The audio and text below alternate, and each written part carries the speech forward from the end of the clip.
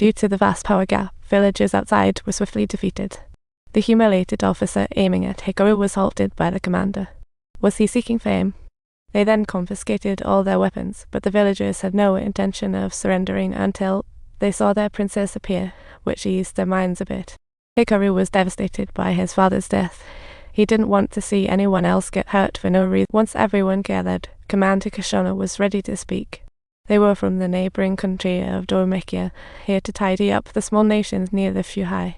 Many areas were swallowed by Fuhai, and he planned to lead humanity out of this predicament. They had mastered the method to eliminate the king bugs, and now just needed to wait quietly.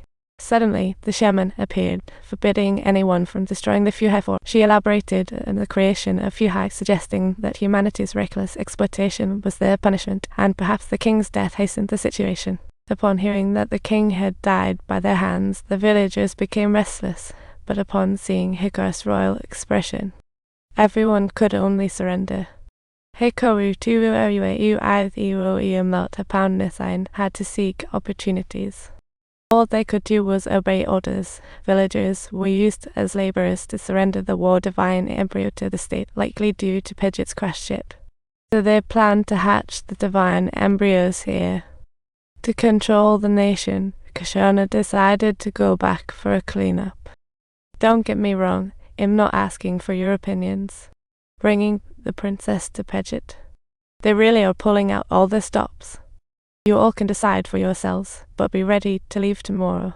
In this dog-eat-dog world, if you lack strength, y'all will be at the mercy of others.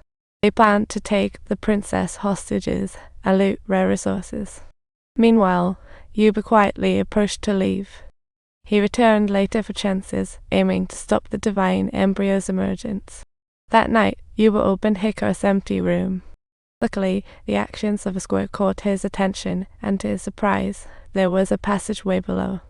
Oddly enough, this passage was gigantic. Upon entering, he was flabbergasted by the sight of many Fuhai forest plants. These plants were filled with toxicity. Just inhaling a whiff could cause your lungs to take a one-way trip to oblivion. They didn't emit toxic gases as the irrigation water came from 500 m underground. It turned out that the land had been polluted all along, and it spread to the Valley of Winds. Seeing this scene, Yuba finally realized always went to Fuhai Forest. Hikaru hoped to heal his father and villagers. Now the chance is gone. He stopped the water here, plants will soon wilt. Thinking of this, Hikaru burst into tears. All his years of research seemed to have gone up in smoke, while Yuba appeared to have made up his mind. He vowed to stop it, but the next day, as they were parting, a few kids ran over to Hikaru, fearing for the princess' safety. So they picked a lot of strange fruits to give Hikaru, but the invaders lacked such patience. After calming the kids, they had no choice but to leave as hostages, heading to another. This journey was bound to be extraordinary, as they encountered an attack mid-flight. To make matters worse, the pilot's skills were top-notch, easily taking down a Dorimekian warship in just a few moves. Ironically, they could dodge the enemy's counterattacks, while the massive ship felt incredibly clunky. As battles escalated, Hikaru shouted in the cockpit, hoping to control the situation. The enemies, stunned by the scene, instinctively fled, but were hit by Dorimekians, vanishing into the cloud sea. Meanwhile, Hikaru's heart skipped a beat.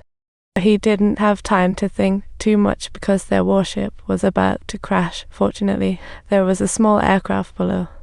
In the end, they had no choice but to escape. Surprisingly, he even took his father's killer with him. However, beneath the cloud sea was the Fuhai forest, and they also encountered escaping villages. Unfortunately, their aircraft was gone, and masks muffled Hikaru's words. With no other choice, he took off the mask and started flying the plane with his feet.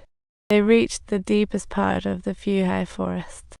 Stopping there with gunfire, the aftermath was unimaginable, as the earlier battle had created quite a ruckus. The downed warships had fallen into the Fuhai, and strange swarms of bugs were rushing toward this location. Hikaru just wanted everyone to be safe and then formulated a plan. Clearly, Kushana hadn't taken the lead, so in an attempt to assert her authority, she recklessly fired and he didn't believe Hikaru at all. Suddenly, waves began to form on the water's surface, revealing 2 massive locusts beneath, drawing in more locusts. Seeing the scene, Kushana was left dumbfounded, while the villagers were so frightened they dared not move. This was the locust nest. As they neared, Hikaru stepped forward, arms open, sensing no hostility.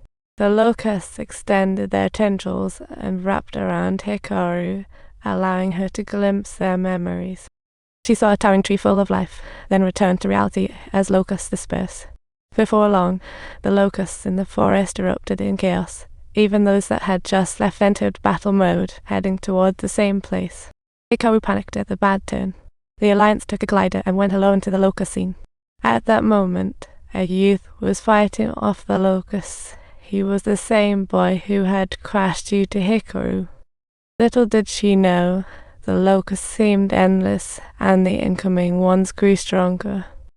With no way out, she had to turn and flee, but a seemingly undying monster swooped down, ready to bring the boy to a swift end. At a critical moment, Hikaru saved. However, they still couldn't escape the heavy cruiser's attack and ultimately plunged into a mysterious sand pit. What a disaster. To his surprise, he woke up 500 meters underground, in a place entirely different from the outside world, where the water and sand were as pure as a fairyland. Yet all humans saw were the locusts wreaking havoc, when in fact it was the work of the locusts themselves. How ironic.